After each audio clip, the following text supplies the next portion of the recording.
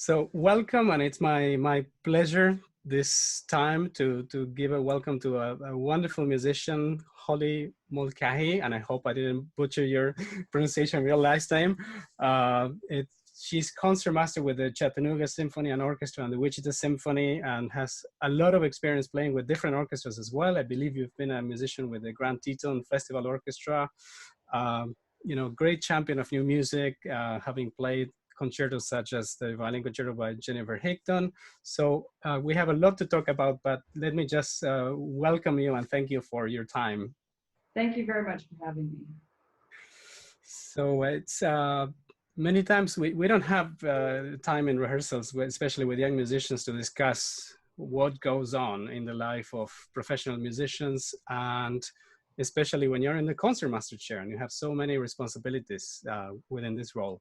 So I'd like to get started by asking you what first comes to your mind when we talk about the concertmaster, whether it's got to do with the different structures that you've used for supplying bowings or negotiating bowings in case of conductors that bring their own bowings, or power structures within an orchestra. Anything really that you'd like to share about the role of being a concertmaster? Well, a lot of it is planning. When I get a season that is offered up as like the next season that's coming, you have a full year or full season of concerts, and you have to think who's the conductor, where's the concert being played, who are the musicians that are going to be involved, depending on which orchestra. And then I start to triage, like, okay, you've got a Strauss piece, you want to spend more time practicing that than maybe a Mozart piece, which maybe I'm more familiar with or whatever. So I pick out the hard months of the hardest repertoire, and then I kind of go outward from that. So I've got my center that I focus on. So it's a lot about planning physical and mental stability for any kind of concert during the season, and then going out. Some concerts, it's just like walking. You just play it, and then it just goes automatically, which is kind of nice. But the other concerts that aren't so easy, that takes a lot of preparation. There are concerts that are just a physical ask for a full 2.5 hours, and you just can't show up and expect to play it. You have to build up muscles and build up endurance and be able to be flexible as well. Not only that, for concertmaster, I've got to calculate what the conductor is probably going to want. I know the personalities of most of the conductors I work with. Sometimes it's a blind date where it's just like I never know what personality is. So I've got to be on the fly for bowing changes or for style changes. But I try to, my game with myself is to try to have everything bowed so I don't have to change anything. Because some conductors are really big on long phrases. Some conductors like really specific rhythm. You've got to be very precise with the rhythm. Other conductors, they want more expressive quality. So the bowings that I put in parts are very specific to the personality on the podium. So it's kind of a game to see if we don't change anything. That's quite amazing that thinking about this from the perspective of tailoring, your bowings to the type of conductor that is going to be on the podium for that piece. Yeah. What a luxury. That's what I keep saying. But I mean, to me, it's everybody's rehearsal time is it's a commodity. It's something that is valuable. Time is valuable. And the less time you can waste by toying with bowings unnecessarily, it's better for the conductor. Usually, it's usually better for the conductor if we don't have to mess with that. So they can work with balances, and they can work with addressing some intonation or whatever they want to address. Having that taken care of in advance as much as I can is what I can contribute to saving time. Wonderful. And do you just take care typically of your bowings for the first violins, or do you also take care of the entire set of strings? Do you work with the other principals? So I get the violin part. Well, I have all of next season on my stand right now. And what I'll do is I'll go through knowing generally what kind of section I have, and I know who's conducting. I think we have one guest conductor next year in Wichita. I've never worked with her before. So I'll probably call some colleagues and say, hey, what's her thing? Because every conductor has a thing that they Right. focus on. And if I can know that in advance, I can kind of just, you know, adjust and tailor a bit. But after I get done with my parts, I send it to the librarian. And this is typical of most orchestras. And the librarian will send it to the principal second. And then the principal second will mark stuff in. And typically it'll go to viola, same thing, then to the cello. The basses, you never worry about. They are completely different animal. And a lot of times, almost every orchestra I've ever played in as concertmaster, the bass players usually come up, or the principal bass, and say, you know, we don't need your Bowings. I'm like, I know. So I never expect, you know, they will say, I would like to do a different Bowing. I don't care. It's fine. You do what you need to. It's a different beast. Cool. Very cool. Yeah. All right. So you have done so much varied work, and I'd like to ask you. You have founded a nonprofit to help people in need. So maybe you can tell us a little bit about this work. This is called Arts Capacity. Is that right? Yeah. Arts Capacity.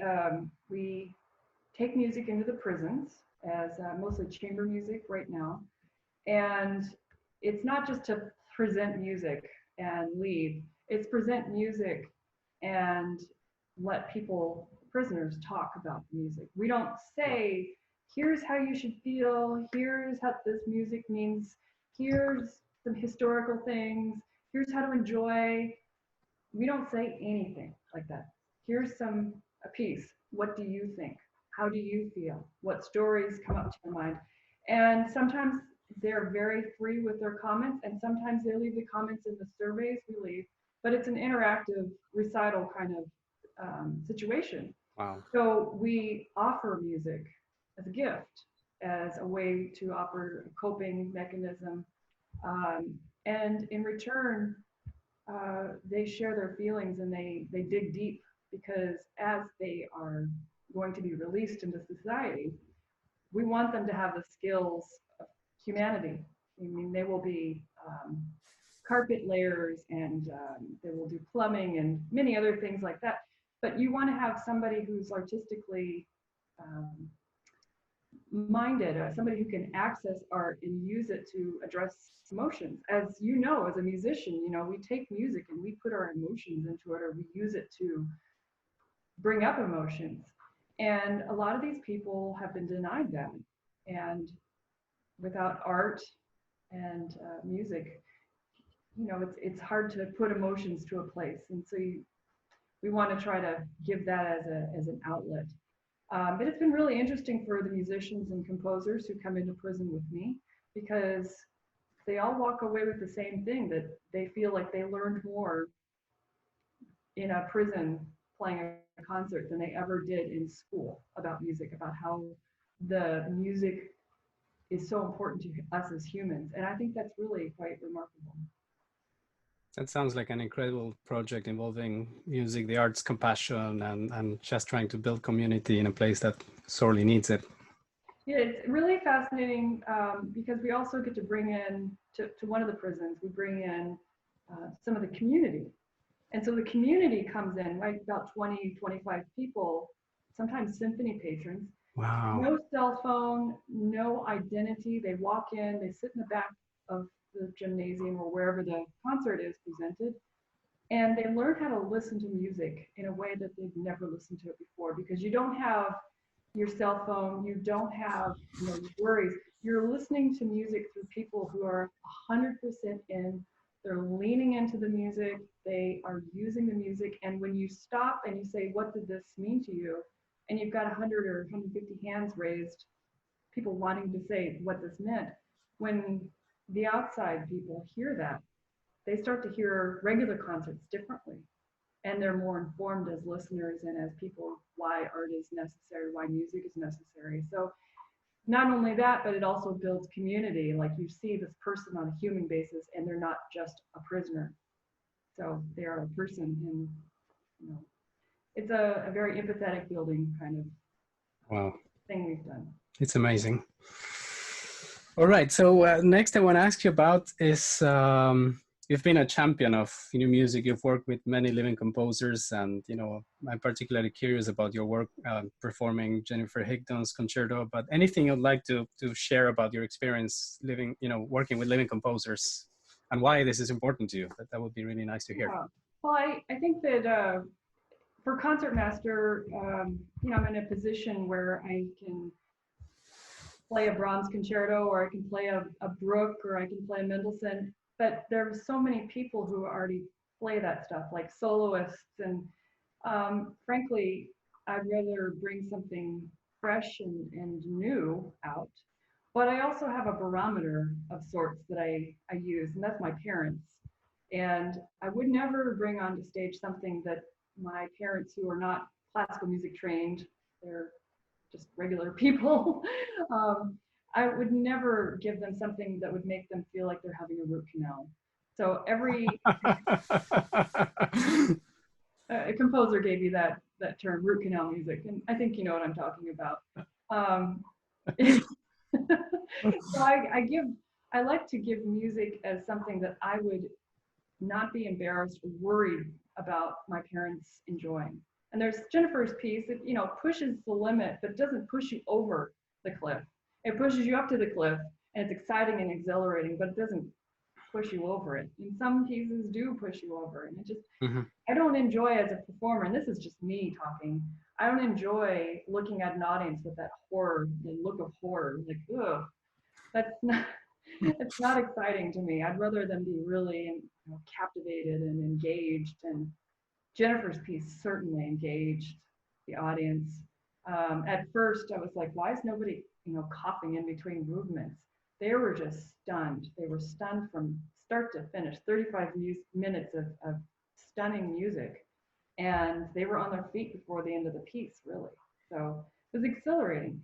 But having a living composer especially come to the concerts is so powerful, because you just feel the music more, I don't know, present. It's just present. And when an audience knows the composer's there, they just seem to lean into it just a bit more.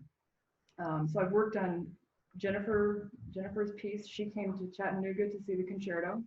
The next one I did was by Jim Stevenson, who came to Chattanooga to see the concerto. And then I thought, I was the fourth violinist to play Jennifer's concerto. I was the second one to play Jim's. So I thought, I want to be the first one to play a new concerto. So that's where George S. Clinton, wrote me a violin concerto that's now going around the country. I'm traveling, hopefully, around the country, west to east coast, with the Rose of Sonora, which was written especially for me. It's a cowboy kind of Western outlaw kind of feel. Oh. And George is a movie composer, so it has that real nice movie soundtrack, but it pushes an edge just a little bit, because there's violence, and there's tragedy, and there's love, but it's a real palpable feeling that the audience can get, and that's exactly what I want. I want them just feeling like they don't want it to end, and they never do. They always want more with these. Thank you. Thank you. So one thing I'd like to ask you is like a parenthesis within the interview is about this shelter in place, lockdown, quarantine, whatever we want to call it. It's, basically pulled the rug underneath all of us musicians, and, all the plans that we had, all the, my conducting trips have been canceled. I'm sure so many of your concerts have been canceled. So how are you coping with this, both mentally and emotionally, musically? How do you stick to a routine? How do you make yourself motivated? This might be something that might help other people find their way and path within these difficult times. Well, for me, even though I'm not working and not pulling in a orchestral paycheck at the moment, this is the first time in about 10 years where I've sat still and I don't have a concert on the immediately, like a week or even a month out. So it's been like a huge, almost relief that I don't have to cram for the next thing, because there's a lot of cramming. But then after the first few days of, I didn't have anything to practice, then I thought, I better buckle down. And so I pulled up Bach, and I picked a sonata I've never done. And man, is that humbling. After doing orchestra work and concertos, for 10 years. Pulling out Bach, it's humbling, but I've been practicing now for, I don't know, almost 21 days now of Bach. It's fantastic. I spend about 2 hours a day doing Bach and Telemann, and I've also got a number of living composers pieces. And I've decided to do some Zoom recitals for my orchestra in Wichita. So much like the prison concerts, which have been canceled because the prisons are in complete lockdown, no family, nobody gets in. I'm zooming into a retirement home where they're much like prisoners. And they're feeling the same thing that prisoners feel, which is anxiety, fear, the unknown, worry, all of that. And that can be put into Bach and Telemann and Mark Mellitz and Kenji Bunch and Jennifer Higdon and Anne Busso, and just work it out. Let's work it out together. And so we were doing that, and it seems to be getting some momentum because I'm getting emails from people around the country. How can we join your Zoom recitals? I'm like, we'll talk. It's a lot of fun, but it's given me kind of like a centering balance to keep me going. Now, like I said, I've got all these Bowings on my stand right behind me. I'm pointing to my stand there to do for next season, but I'm not super motivated to do that immediately. I don't know why. Probably because life is so uncertain right now. The sense of uncertainty definitely doesn't help Yeah. get into projects if you don't really know if they're happening or not. It's a painful thing. I'll go them like in July. There's not going to be a rush, I don't think. Right.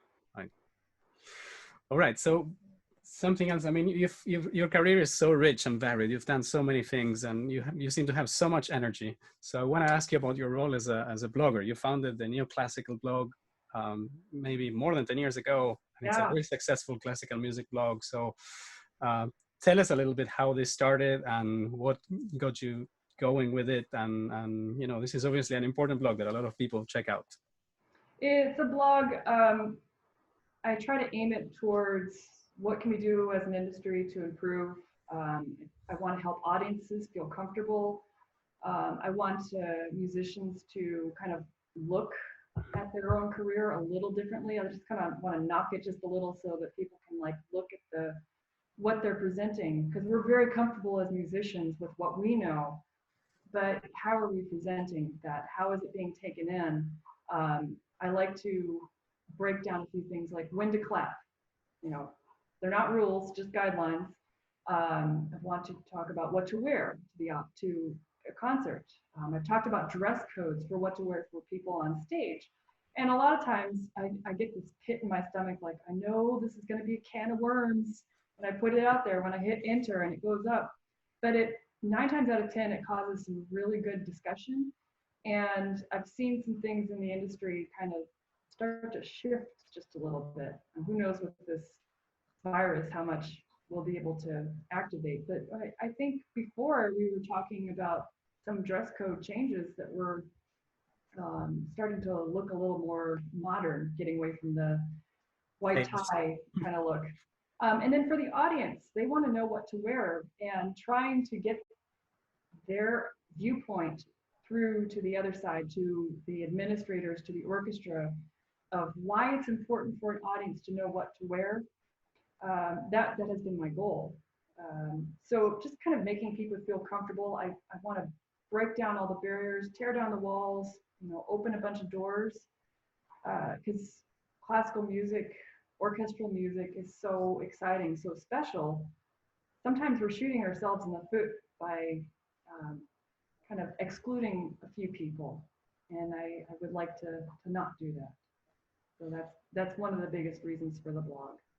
Wonderful. And you're really hinting into what's going to be my last question, which is, engaging and developing a wider audience, and what can we do as classical musicians, and especially those in the leadership positions, from the concertmaster to the conductor to the administration. What is it that you think should be changing in what we do or how we present it, whether it's with the programming or the content or the shape or the marketing? What is it that we could change to make this more accessible to more people? Well, I'm going to answer that kind of in a couple of part answer. I think our industry doesn't know how to look at our industry through others' eyes. When we put out print material or promotional material, we're always putting us in the center. We're always putting, like, you see the maestro standing on the podium, you see the musicians all like in uniform, going in the same direction, and everything is about that part of it. But you never see the audience reaction. Now, let me make this a little more clear with that point of view. When you look at an amusement park, not that, I know that Symphony Orchestra is not an amusement park, but when you look at an amusement park ad, you're looking at people enjoying the rides. You're looking at people experiencing the excitement and the joy, looking at families coming together. And you never see that in an orchestra. You never see the family sitting there just captivated. You never see a couple holding hands during a Romeo and Juliet.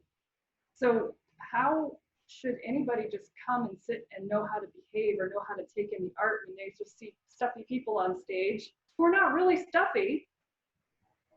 So we need to look at ourselves differently. And so my recommendation is to take yourself out of your art. Don't go to a concert, go to a play. Don't go to a concert, go to an art museum, and take in the whole experience from buying the ticket to sitting down to getting, not knowing where your seats are, to not knowing what to wear. Go to a sporting event. If you've never been to one, I went to a hockey game, and that's what kind of like woke me up. I didn't know, how does one go to a hockey game, and that, for me, it was terrifying. That's the feeling that musicians need to understand. That's what our audience is. And it's not all of our audience, but that's what's keeping a good proportion of people from not returning or not even coming in because of the fear. And they don't see themselves in the seats in the concert hall. So it's how we present ourselves. I think that answers that. Yeah, no, it's a very original viewpoint that I don't think many people are taking into account. It's somehow using a mirror image and, not just look at yourself, but see what's in front of you and how you can better cater to them and making them feel more welcome, right? Yeah, exactly. Well, I've taken a lot of your time, so I just want to thank you really deeply for all these wonderful thoughts you've shared with us today, and it's been a real pleasure. Thank you very much for having me. I appreciate it.